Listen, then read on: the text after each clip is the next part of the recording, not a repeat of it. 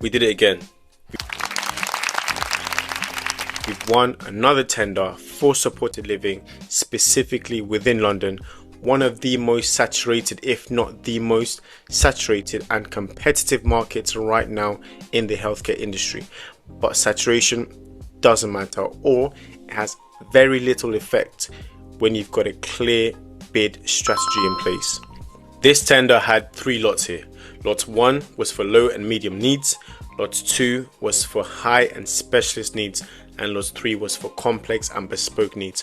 Bear in mind, this is a supported living tender in the capital city of London, where there will be and there was hundreds of care providers bidding for this same bid.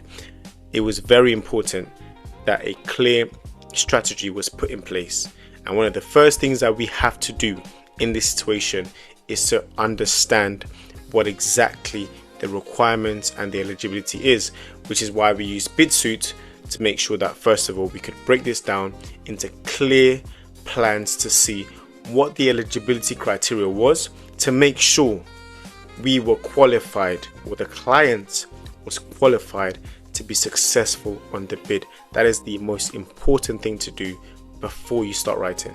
Once we've then done this, the next thing for us to do is understand what further documentations or what supporting evidence is needed from our clients or from the suppliers or bidders in this tender to submit alongside with their bid.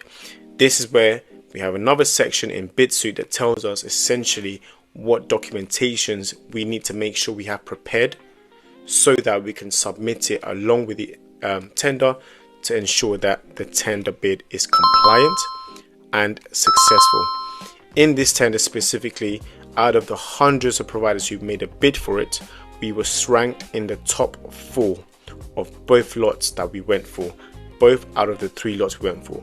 We could not go for lot 3 because we were not eligible to go for lot 3, but rather we honed in on the writing, on the documentation and the supporting evidence for lots 1 and 2. As you can see, that is why the bid was successful.